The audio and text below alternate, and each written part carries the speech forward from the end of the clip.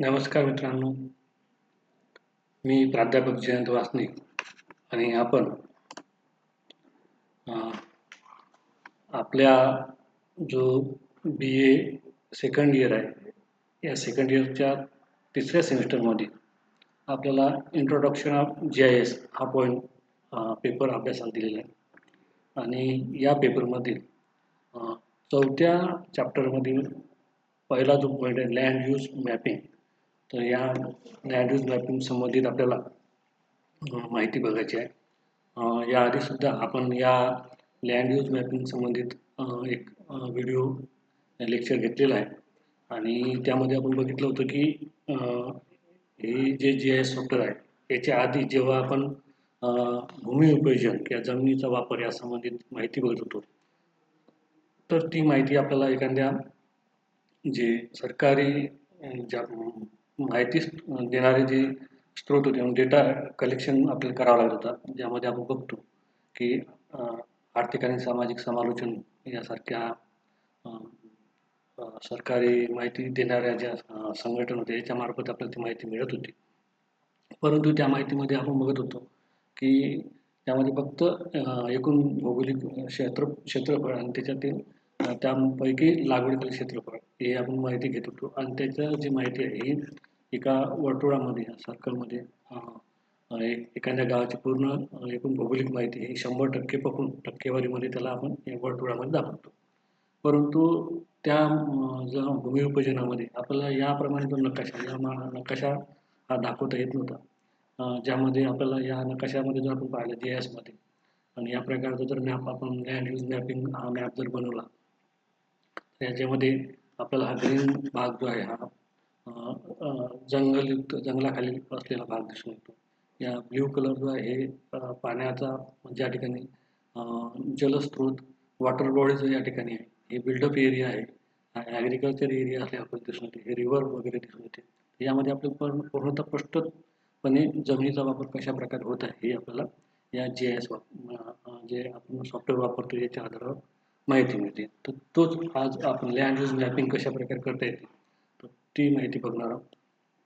सर्वप्रथम तर आपल्याला ह्या प्रकारचा जर लँड यूज मॅप तयार करायचा असेल तर आपल्याला त्यासाठी डेटा हा उपलब्ध असणं गरजेचं आहे आणि हा डेटा जो आहे त्या प्रकारचा मॅप तयार करण्यासाठी सगळ्यात महत्त्वाची जी वेबसाईट आहे ती आहे, या ठिकाणी आपण बघू शकतो भुवन NRSC हा एक वेबसाईट आहे. या वेबसाईटवर आपण क्लिक केलं की आपल्याला या वेबसाईटवरती ही भारतातील लँड यूज संबंधित वेगवेगळ्या घटकासंबंधित आपली माहिती ही भेटते. ही या ठिकाणी आपण बघू शकतो ही भुवन आहे website, Indian Jio platform of ISRO यांची ही वेबसाईट असलेली आपल्याला दिसून येते. यामध्ये आपण भरपूर माहिती आहे ती आपल्याला आज महत्त्वाचं तीच माहिती आपण या ठिकाणी घेऊया लँड यूज मॅपिंग संबंधित. तर थेमॅटिकल सर्व्हिस यामध्ये आपल्याला क्लिक करायचं आहे आणि या थेमॅटिकल सर्व्हिसमध्ये आपण क्लिक केल्यानंतर आपल्याला या ठिकाणी आपण बघू शकता. या ठिकाणी बघा बरेच टूल्स या ठिकाणी म्हणजे पॉईंट आपल्याला या ठिकाणी दिसतात. आपल्याला फक्त लँड यूज संबंधित माहिती घ्यायची आहे तर या ठिकाणी आपण सिलेक्ट द थीम, आपल्याला कोणची थीम पाहिजे त्यामध्ये बघू शकता. लँड यूज हा कवर लँड कवर हा 2005-06 या वर्षाचा आहे.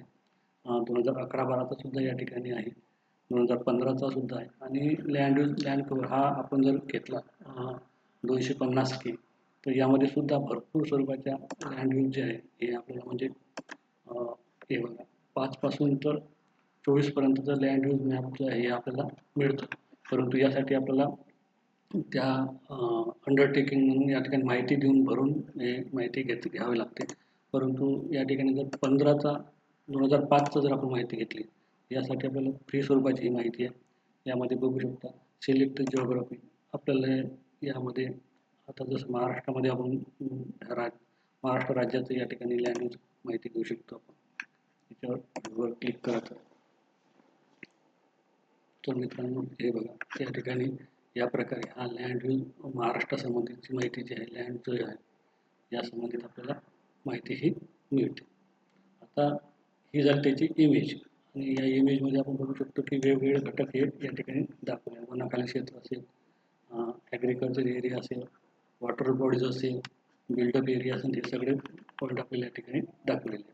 आता आपल्याला हा जो पूर्ण महाराष्ट्राचा आहे एकूण भौगोलिक क्षेत्रफळ किती आहे, यात किती पर्सेंटेजमध्ये एरिया हा जमिनीचा भाग आहे शेतीसाठी वापरला आहे, ॲग्रिकल्चरसाठी किती आहे, व्हेजिटेशनसाठी किती आहे, बिल्डअप एरिया किती आहे, वॉटर बॉडीज किती आहे, बॅरन लँड किती आहे, फॉलो लँड किती आहे, हे सगळं भरपूर माहिती आपल्याला या ठिकाणी पाहिजे. मेन उद्देश आहे की हा आपल्याला इमेज तर आपल्या या ठिकाणी मिळालेली आहे, परंतु याचा जो डेटा आहे हा डेटा आपल्याला घेणे गरजेचं आहे. यासाठी आपण काय करतो, स्टॅटिस्टिक जो हा पॉईंट आहे या ठिकाणी टूलवर क्लिक करायचं, आणि या ठिकाणी बघा आपल्याला 2005-06 याची पूर्णपणे माहिती या ठिकाणी आपल्याला दिसून येते. बिल्डअप एरिया सगळं पॉईंट या ठिकाणी हा स्क्वेअर किलोमीटरमध्ये हा सगळे पॉईंट या ठिकाणी आले आहे, आणि त्याचप्रमाणे या ठिकाणी आपण बघू शकतो की हा जो भाग आहे याला एक पर्सेंटेजमध्ये सुद्धा हा एरिया पूर्ण महाराष्ट्राचा 2005-06चा आपल्याला दिसून येते. याला आपण तुम्ही प्रिंटसुद्धा करू शकता, आणि तुमच्या ज्या ठिकाणी तुम्ही मॅप तयार करणार आहे त्या मॅपच्या ठिकाणी आहे तुम्ही माहिती घेऊ शकता. आता दुसरा प्रश्न आपल्याला या ठिकाणी पडतो की ही इमेज आपल्या नकाशा तयार करण्यासाठी, ज्याप्रमाणे आपण या ठिकाणी हा नकाशा तयार केला, हा नकाशा तयार करण्यासाठी आपल्याला ही इमेज जी आहे ही इमेज कशी आपण घ्यायची, तर या ठिकाणी आपल्याला वेब सर्व्हिस आहे, वेब सर्व्हिसवर जातं, आणि या वेब सर्व्हिसवर URL नंबर म्हणून असतो. हा नंबर आपल्या या ठिकाणी घ्यायचा आहे, तो कॉपी करायचा आहे, आणि हा नंबर आपण या ठिकाणी कॉपी केल्यानंतर आपण ज्या सॉफ्टवेअरमध्ये, म्हणजे जसं ज्याप्रमाणे मी QGIS सॉफ्टवेअरमध्ये काम करतो, या QGISमध्ये जसं या ठिकाणी बघू शकता की हा जो URL नंबर हा तुम्ही नंबर हा कॉपी करून आहे, तर तुम्ही कॉपी करायचा आहे, आणि तुम्ही ज्या सॉफ्टवेअरमध्ये त्या सॉफ्टवेअर म्हणजे आर्ट असेल QGIS यासाठी ही सुविधा दिलेली आहे. यामध्ये बघू शकता तुम्ही फॉर QGIS आणि ArcGIS यासाठी ही सुविधा आहे. यामध्ये आपण QGISमध्ये जायचं आहे. आता या QGISमध्ये हे जे न्यू पॉईंट आहे या न्यू पॉईंटवर क्लिक करायचं आहे, त्या ठिकाणी हा जो डेटा आहे हा त्या ठिकाणी आपण बघू शकता. या ठिकाणी URL हा डेटा या ठिकाणी पेस्ट करायचा आहे, त्याचं नाव द्यायचं आहे, आणि त्याला ओके करून घ्यायचं आहे. त्याला नाव देऊ, म्हणजे या ठिकाणी आपण देऊ शकतो महाराष्ट्र 2005-06, त्याला आपण ओके करून घेतलं आहे. ठीक आहे, याला ओके केल्यानंतर आपल्याला या ठिकाणी कनेक्ट करायचं आहे. कनेक्ट केल्यानंतर हा कनेक्ट ही डाटा या ठिकाणी येते.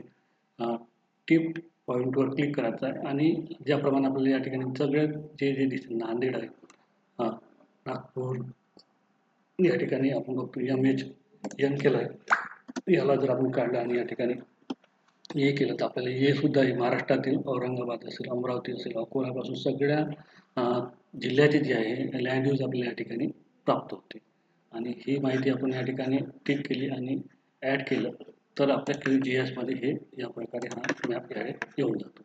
तर हा 2005चा हा आपल्याला नागपूर संबंधित असेल, महाराष्ट्र संबंधित असेल तर महाराष्ट्राचा सुद्धा आपण या ठिकाणी मॅप हा घेऊ शकतो, आणि या प्रकारे ही माहिती आपल्याला या ठिकाणी प्राप्त होते.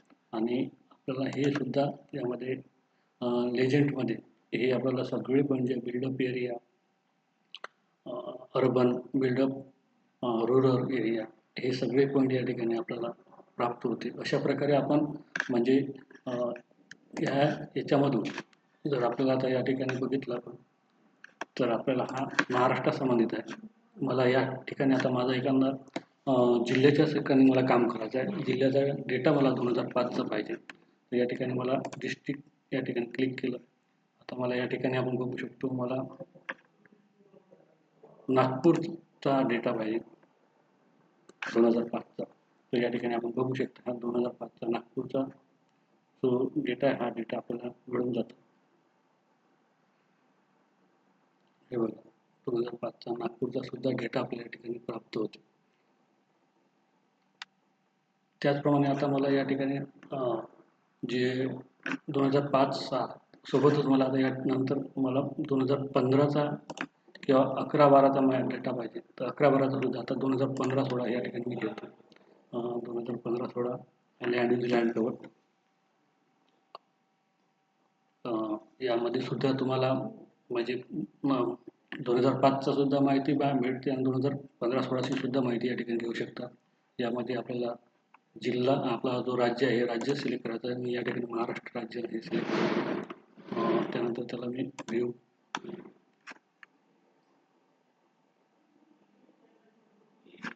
आणि हे या ठिकाणी व्ह्यू म्हणून आपल्याला सुद्धा माहिती या ठिकाणी मिळून जाते. यामध्ये जर आपल्याला ह्या प्रकारचं ह्या ठिकाणी ट्रान्सपोर्टेशनचे जे दिलेलं आहे ट्रान्सपोर्टेशन जर काढून टाकायचं असेल तर या ठिकाणी ओव्हर लेअरमध्ये या ठिकाणी आपण जाऊन या ठिकाणी हा पॉईंट आपण काढून घेऊ शकतो.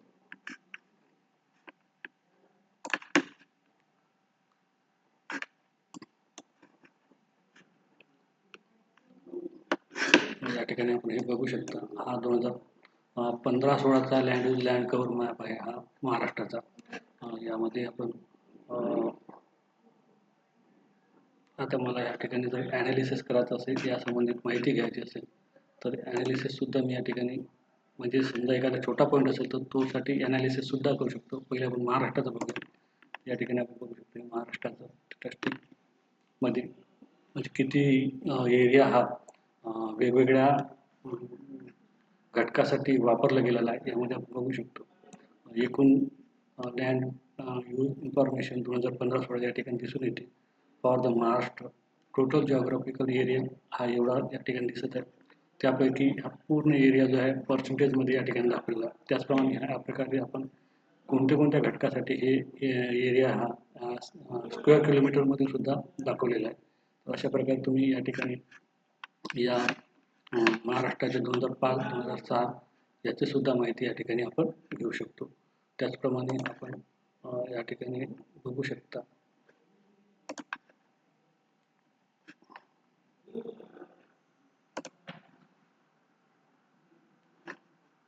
यामध्ये आपल्याला हे जे आहे लँड यूज लँड कव्हर 10 यासाठी सुद्धा आपण माहिती ही घेऊ शकतो.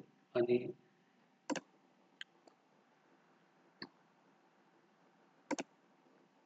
त्यामध्ये आपण महाराष्ट्र म्हणून ही माहिती घेऊ शकतो. त्यानंतर आपल्याला जिल्हा कोणताही आपण गोंदिया म्हणून जिल्हा घेतला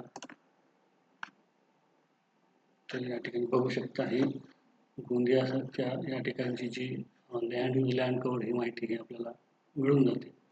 परंतु हे वेब सिरीजच्या मार्फत आपण हे आपल्या ठिकाणी हा UVR जो आहे हा नंबर आपण या ठिकाणी घेऊन हा नंबर घेऊन आपल्या जे GIS आहे या GIS सॉफ्टवेअरमध्ये लेअर ॲड लेअर आणि त्यानंतर ॲड WMS या ठिकाणी क्लिक करायचं आहे.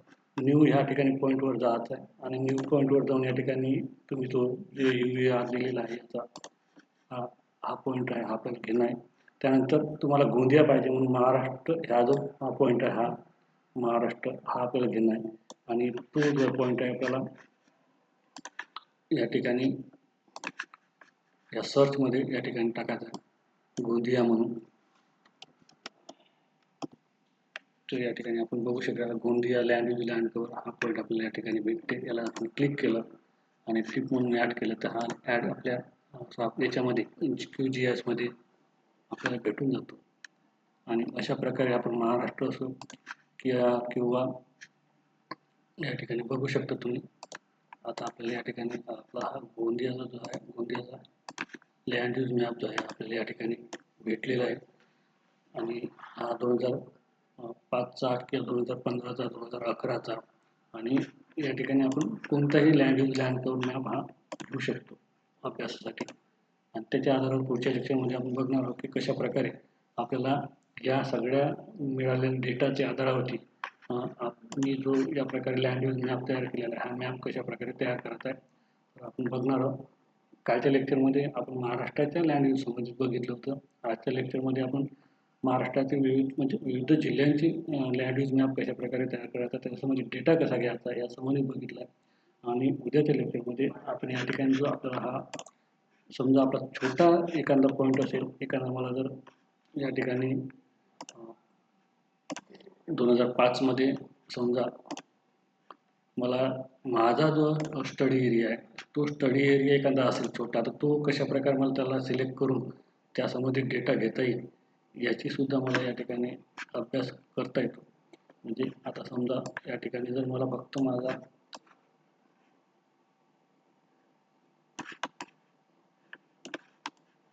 हा जर अभ्यास क्षेत्र असेल, या एखाद्या ठिकाणी माझी जर तहसील लेवलचा अभ्यास असेल, मला तहसीलचाच अभ्यास करायचा असेल केवळ, तर त्या ठिकाणी सुद्धा मला आपण या ठिकाणी तालुक्याचं बघू शकता.